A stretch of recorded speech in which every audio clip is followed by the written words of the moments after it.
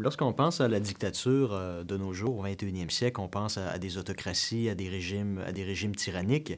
Par contre, lorsqu'on retourne dans le passé, il y a 2500 ans, à l'époque de la République romaine, la dictature était une institution qui faisait partie intégrante de la République romaine.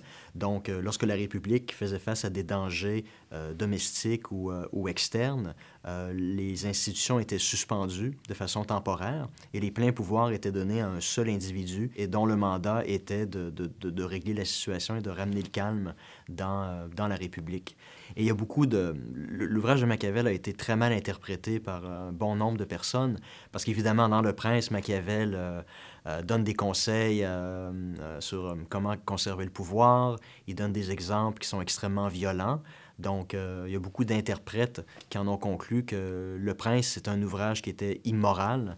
D'ailleurs, le Vatican a mis l'ouvrage à l'index pendant plusieurs décennies, à l'époque de la Renaissance, où c'est tout simplement un ouvrage qui enseigne aux dirigeants politiques à conserver le pouvoir. Mais c'est très différent. L'objectif de Machiavel, c'était de jeter les bases d'une république stable, où les différents groupes sociaux allaient être en mesure de vivre sans avoir à subir des atteintes à leur liberté. Donc, c'est de cette façon-là qu'on doit interpréter la pensée de Machiavel.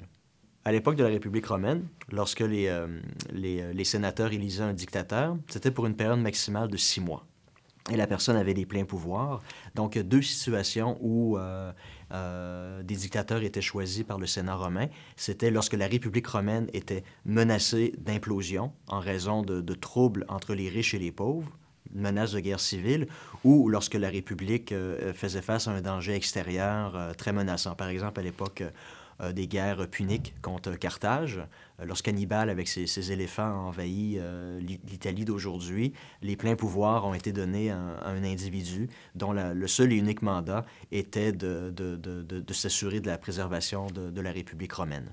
Donc, dans les situations d'aujourd'hui, on peut penser à des princes lorsqu'une république est justement sur le point de s'effondrer, lorsque les libertés individuelles, les libertés collectives des individus sont menacées de disparaître, ou encore lorsque vient le temps de créer une nouvelle société, une société où il n'y a pas les valeurs fondamentales pour l'établissement d'un régime démocratique.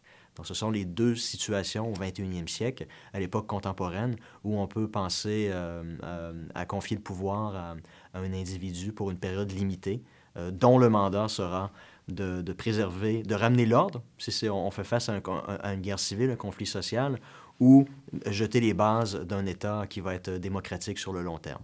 Dans le cas de guerre civile, le meilleur exemple, à mon avis, c'est celui du général de Gaulle en France. Lorsque la France a fait face à la crise d'Algérie, il y a eu un coup militaire à Alger.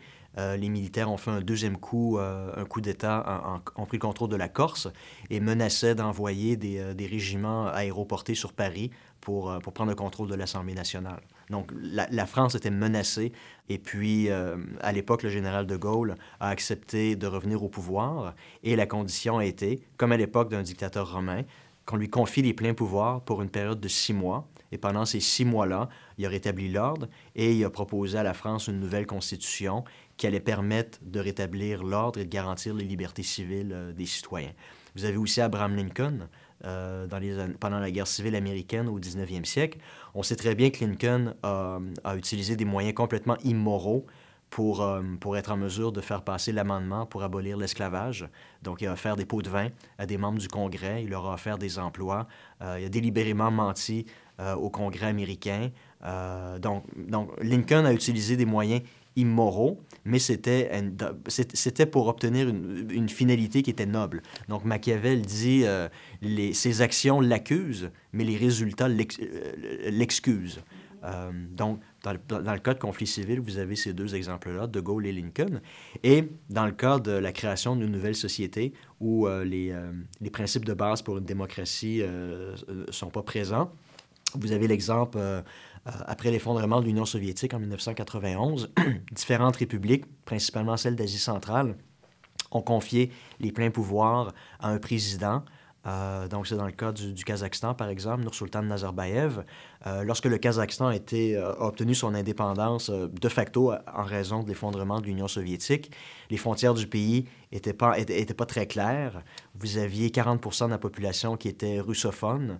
Vous avez des gens en Russie comme Alexandre Solzhenitsyn ou Vladimir Jirinovski qui en appelaient à l'annexion de la partie nord du territoire kazakh à la Russie. Il y a plus de 100 groupes religieux et ethniques au Kazakhstan. Donc, le pays avait pas de monnaie, avait pas de devise. Donc, il n'y avait absolument rien. Ça aurait probablement été un suicide collectif d'essayer d'établir une démocratie à cette époque-là. Donc, les pouvoirs ont été confiés. Un individu s'est accaparé tous les pouvoirs, a concentré tous les pouvoirs entre ses mains et a été en mesure, lentement mais sûrement, de jeter les bases des valeurs qui sont essentielles à l'établissement d'une démocratie. Donc, dans ces cas-là, la tolérance entre les différents groupes ethniques et une certaine redistribution de la richesse plus ou moins équitable entre les différents segments de la population kazakh. Quelquefois, la démocratie, malheureusement, n'est pas le meilleur régime qu'on doit envisager et ça va permettre à certaines personnes de comprendre quelles peuvent être les alternatives.